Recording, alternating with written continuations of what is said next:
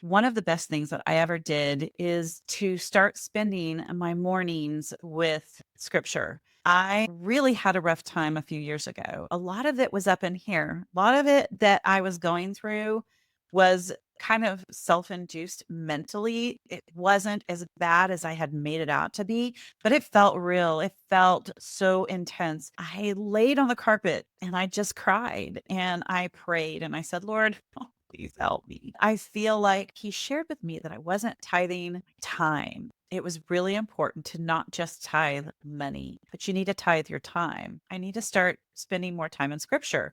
But then I would try and it was late in the day or I was tired. I started thinking about what tithing means. Tithing is a first fruit. It's not what's left over. Tithing means to give the first 10%. And so I thought, okay, my day, I'll give my first fruits of my day. I can remember the day, it was January 18th. I started reading scripture. I was kind of lost, like I didn't know where to start. I had read all the New Testament and I had read part of the Old Testament, but that wasn't really exciting to me. The Old Testament was like, I don't see how this applies to my life. But what I did discover is that when you pray first, God can make the Old Testament sound good. That sounds so bad. Sorry. He can get you excited about the Old Testament, is my point.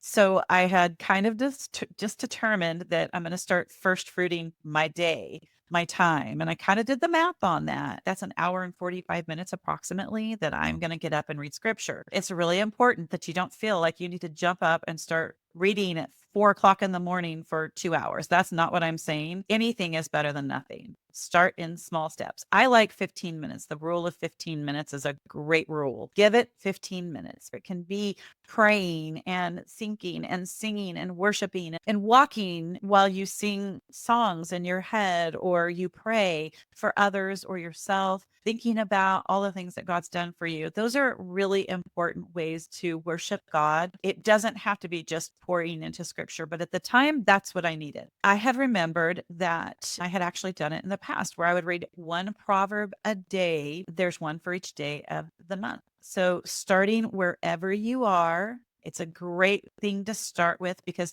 Proverbs is filled with wisdom. It was again January 18th. So I started in chapter 18 of Proverbs and I just started reading with one proverb a day.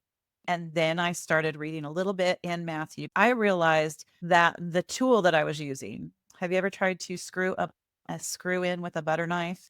It works, but it's not great. Well, I had decided that I needed to start over with a new Bible. This is the Bible that I chose. It's a life application NIV. The NIV is the New International Version, but it is great because it gives me some life application. So let's say there's a verse that I don't know what it means, because that's one of the things that would get me stuck. I would read scripture and I would try to read it in the King James Version, which is not my version. It's not a version that I personally can relate to. I know a lot of people do, and good job, but it's done in the New Modern English, which was back in, a long time ago, 400 years ago, 500 years ago. So it's not very new modern English anymore. One of the other problems that I struggled with was staying focused. The NIV Bible gives you the life application, so that helps with understanding things. But it didn't help where I would just jump all over the place. I would find that I would just kind of like have to read the same line over and over again because I would get lost in it. Well, I bought some pencils, some cute little pencils, and I just started underlining every word that I read. And that for me was good for two purposes. Number one, it kept me reading, it kept me staying where I need to be, and I could see where I've already read. So that also gave me that little splurge of dopamine that happens when you've accomplished something. Kind of silly, but it feels good. And it really encouraged me. So January 18th of 2 years ago, I started reading scripture every morning and I got a Bible that I absolutely love. And I just really encourage you to do the same and to take notes in the columns next to it. Also treasure hunting. I call it treasure hunting because on the sides of your scripture, it's going to have additional scriptures Maybe you're reading about the way they said something or how it was said in Hebrew or Greek.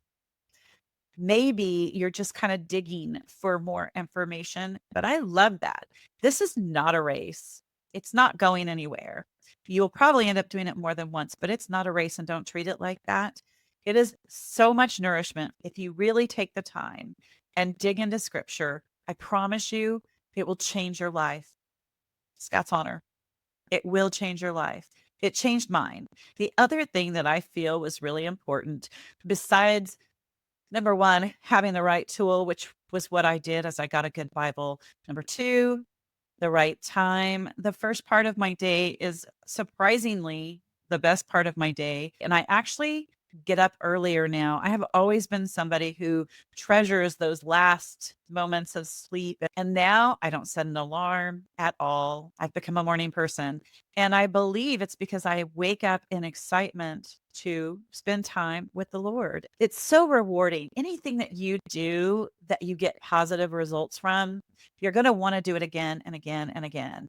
And it's been 2 years since I've been doing this. I don't put pressure on myself. If I have a guest stay the weekend with me, I don't really stress out if I don't get to spend time in scripture for that day. I may listen to it later or just praying, just spending time with God. I really enjoy and look forward to that time in the morning. So the first part of the day has been great, but also having a really good location to where it's becomes a habit. I get up in the morning, I grab my coffee, and I come sit down in my office at my desk. My Bible is sitting there on the corner. I never take it off unless I'm traveling. I'm reminded, actually, you don't have to remind me because I'm actually looking forward to it. These steps to help me not only be able to read scripture, but to have better days and to have a better relationship.